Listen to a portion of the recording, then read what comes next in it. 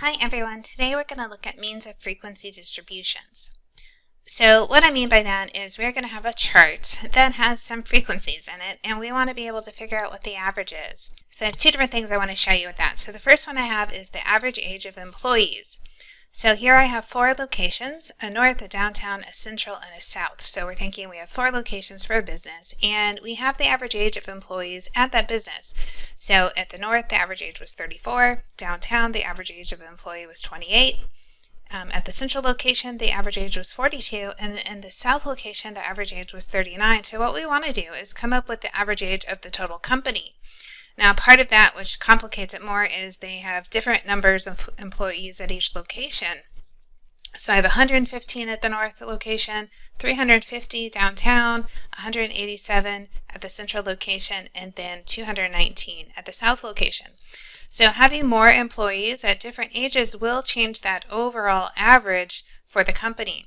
So what we're going to do is kind of break this down into steps. So the first thing we want to do is multiply. We want to see kind of like add up everybody's age for the company and divide by how many employees. So to figure out the age, I'm going to start by multiplying the age times the number of employees at that particular place.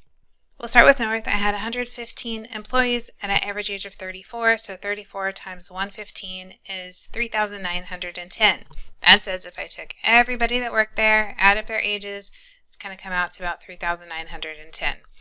I say about because we are taking an average, so we don't know that that's exact, but it should be pretty close. Same thing, so we just proceed. So downtown, 350 employees, average age of 28, gives us 9,800. Central, 187 times the average age of 42 gives us 7,854. And then the last one, south, I had 219 times 39. That says that's 8,541. Right. Now that we've multiplied, we need to add everything up. So I'm going to add up how many employees there are in total. I'm also going to add up what the ages were in total. So we have 871 employees that have a collective age of 30,105 years. Collective though, right? So we want to break that up into the actual average for the company. So we want to take that total 30,105, divide it by our 871 employees. So that tells us on average the age of the employees for this company is 34.56. Then we could decide, do we want to round that up to 35? Do we want to leave it at 34.56? Kind of depends on what you're trying to say, right? If you're writing the report, you decide what you want to say about that. Now let's look at a different scenario. So this time I went to temperature. So I said, what if we had this city that didn't have like a big range of temperature? So throughout the year it goes from 50 to 84. And I evenly broke up the temperature into categories. So I said there were 17 days that the temperature was between 50 and 56. We had 28 days from 57 to 63. I have 45 days from 64 to 70. 112 that go from 71 to 77, and then 163 days that go from 78 to 84 degrees. Assume these are degrees Fahrenheit. I didn't write that on there. All right. So what we want to do is say, well, what's the average temperature for the year? Like if I want to give one number to the temperature for this city, what would it be?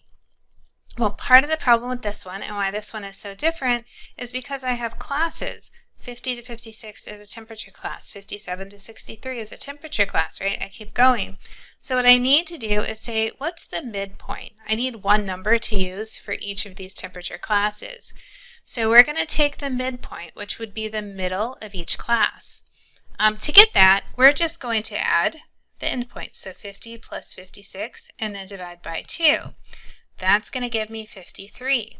And I'm going to continue that for each class. So I would go 57 plus 63, divide by 2. The middle would be 60. And you're going to do that over and over. I think what's nice to see as you're doing this, and we come up with all of the midpoints. So I have 67 for the midpoint of 64 to 70. I have 74 for the midpoint of 71 to 77. I have 81 for the midpoint of 78 to 84. I hope you see the same consistency with the midpoints that you do in the data classes. If I look at the endpoints, so let's do the lower class limit, 50 to 57, that's 7 numbers. 57 to 64, again, that's 7. 64 to 71 is 7, 71 to 78 is 7. So I can see I have that same class width throughout.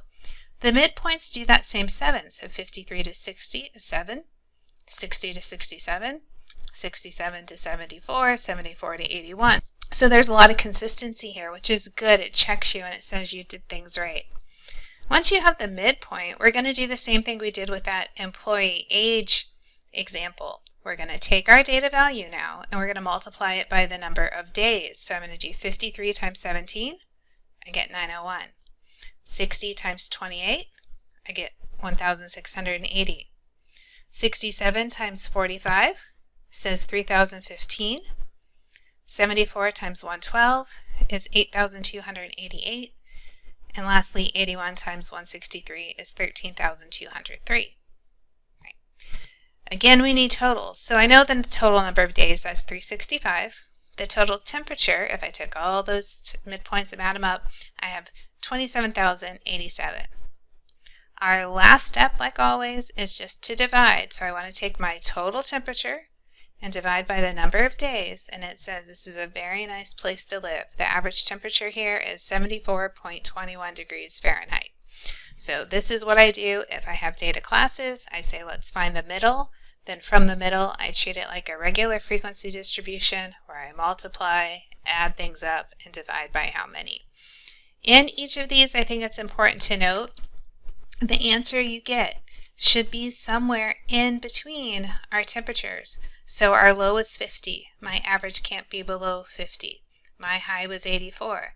My average can't be above 84. It needs to be somewhere in there. And doing all these calculations will help us find exactly where that is.